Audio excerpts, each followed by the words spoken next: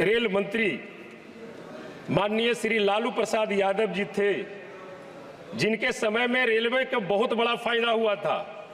वो भी किराए और माल भाड़े को बिना बढ़ाए, जिसकी पूरी चर्चा विश्व में हुई थी। लेकिन आज किराए में वृद्धि भी सरकार कर रही है और रेलवे घाटे में भी चल रही है। इतनी बड़ी रेल को निजी हाथों में अगर सौंपा जाएगा तो सरकारी नौकरियां खत्म होगी और बड़े पैमाने पर बेरोजगारी बढ़ेगी। महोदय,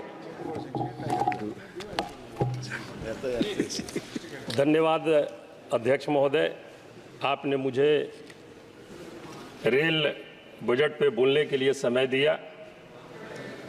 अध्यक्ष महोदय, मैं रेलवे को भी धन्यवाद देता हूं, जो देश के यातायात में अहम भूमिका निभाती है।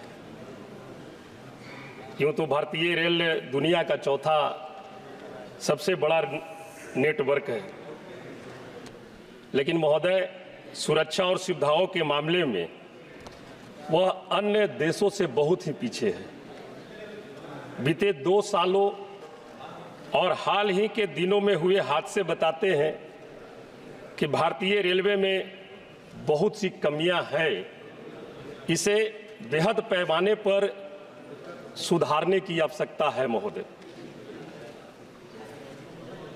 1,14,500 किलोमीटर रेल ट्रैक मौजूद है महोदय, और आजादी से अब तक इन 75-76 वर्षों में मात्र 18% ही नए रेलवे ट्रैक का निर्माण हुआ, जो मैं समझता हूं कि अगर प्रति वर्ष के हिसाब से उसे देखा जाए तो 275 किलोमीटर प्रति वर्ष रेलवे लाइन का विस्तार हुआ है, जो बहुत ही कम है।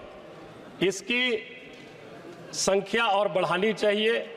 जितना अधिक से अधिक रेलवे ट्रैक का निर्माण हो और जो पुराने रेलवे ट्रैक है उनको सही तरीके से मरम्मती का काम किया जाए, ताकि जो रेल दुर्घटनाएं होती है उसको हम रोक सकें। महोदय, मैं 2005 में द्वितीय श्रेणी के किराए में कमी की घोषणा की गई थी। किराए में कमी के बावजूद भी रेलवे की यात्री आय में 14% की वृद्धि हुई थी। महोदय, निश्चित तौर पर उसके किराए में वृद्धि भी हुई थी और रेलवे फायदे में भी रहा था, लेकिन आज किराए में वृद्धि भी सरकार कर रही है और रेलवे घाटे में भी चल रही है। हम बताना चाहेंगे महोदय, यह सरकार रेलवे को निजीकरण हाथों में देने का प्रयास कर रही है। महोदय, अगर इतनी बड़ी रेल को निजी हाथों में अगर सौंपा जाएगा तो सरकारी नौकरियां खत्म होगी और बड़े पैमाने पर बेरोजगारी बढ़ेगी। महोदय, हम जिक्र करना चाहेंगे महोदय, देश के एकमात्र रेल मंत्री माननीय श्री लालू प्रसाद यादव जी थे, जिनके समय में रेलवे का बहुत बड़ा फायदा हुआ था। वो भी किराए और माल भाड़े को बिना बढ़ाए, जिसकी पूरी चर्चा विश्व में हुई थी, और महोदय उनके कार्यकाल में 19 रेलवे परियोजनाओं को बिहार में स्वीकृति प्रदान की गई थी। मैं कुछ परियोजनाएं आपके माध्यम से माननीय रेल मंत्री जी को बताना चाहूंगा। बजट में सरकार ने गया में विष्णुपथ कॉरिडोर, बोधगया कॉरिडोर की बात की। उसी संदर्भ में गया बोधगया सिरघाटी होते हुए चतरा रेलवे लाइन का 2007 में इसकी स्वीकृति मिली थी। माननीय मंत्री महोदय, हम चाहेंगे कि इसको आप विशेष तौर से देखें। पटना से पालीगंज, अरवल, दौदनगर, औरंगाबाद होते हुए 2007 में स्वीकृति मिली थी, जिस पर 25 करोड़ रुपया भी रेलवे मंत्रालय के द्वारा उस पर जारी किया गया था। उसको भी हम चाहेंगे आपके माध्यम से महोदय कि माननीय मंत्री जी उसको देखें। गया डाल्टनगंज वाया रफीगंज होते हुए रेलवे लाइन की स्वीकृति मिली थी, ऐसे 19 परियोजनाओं की स्वीकृति मिली थी। हम ये जरूर कहना चाहेंगे कि बिहार पर्यटन के क्षेत्र में इंटरनेशनल पैलेस जगह है, राजगीर हो, बोधगया हो, विष्णुपथ हो, पुनपुन हो, ये सभी जगह है महोदय। हम आग्रह करेंगे कि वंदे भारत ट्रेन पटना, जहानाबाद, गया, औरंगाबाद, सासाराम होते, दीनदयाल उपाध्याय होते, वाराणसी होते, दिल्ली तक के अगर वंदे भारत ट्रेन चलाने का काम अगर सरकार करती है तो पर्यटन के क्षेत्र में बहुत भी बढ़िया मुनाफा देखने को मिल सकता है। क्योंकि बोधगया और वाराणसी इन जगहों पर देश और विदेश के पर्यटक आते हैं, उनकी आवागमन में बहुत सारी कठिनाइयों का सामना उनको करना पड़ता है। हम तो चाहेंगे, पहले हम लोग के यहाँ फ्लाइट भी चलती थी, एक दिल्ली गया वाराणसी होते चलती थी, वो भी बंद कर दी गई है।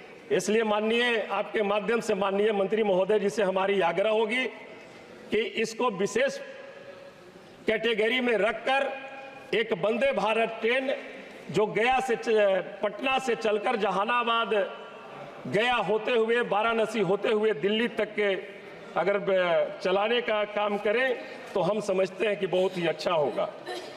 महोदय, एक हमारा आपके माध्यम से आग्रह होगा माननीय मंत्री महोदय जी से, एक्सप्रेस और मेल ट्रेनों में जनरल बोगी की संख्या बहुत ही कम है, लेकिन जनरल यात्रियों की संख्या बहुत ही ज्यादा है। हम आए दिन देखते हैं कि किस तरह से आम लोग उस जनरल बोगी में सफर करते हैं। किसी मेल ट्रेन में एक बोगी होती है, किसी में 2 बोगी होती है। सभी मेल ट्रेनों में जनरल बोगी को बढ़ाया जाए महोदय। पर्व के दिनों में तो और भी बहुत कठिनाई होती है, एक एक बोगी में 500-500, 700 हमारे लोग सफर करते हैं। इसलिए महोदय, हमारा आपके माध्यम से आग्रह होगा कि तमाम जो मेल एक्सप्रेस है उसमें जनरल बोगी की संख्या सरकार बढ़ाए ताकि आम लोगों को इसकी सहूलियत मिल सके।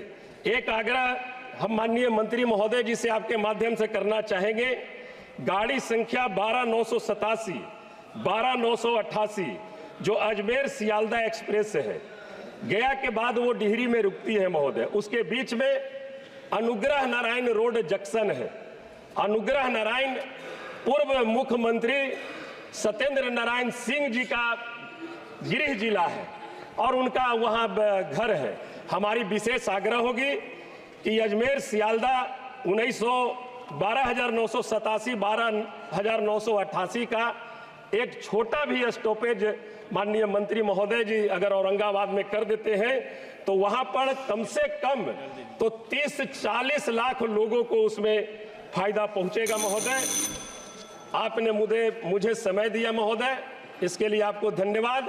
और आपके माध्यम से मैं आग्रह करना चाहूंगा माननीय मंत्री महोदय जी से कि मैंने जो कुछ जनहित में जो आपके सामने जो प्रस्ताव रखा है, कृपया हमारी आग्रह होगी कि उस प्रस्ताव पर गंभीरता पूर्वक आप विचार करें। बहुत बहुत धन्यवाद।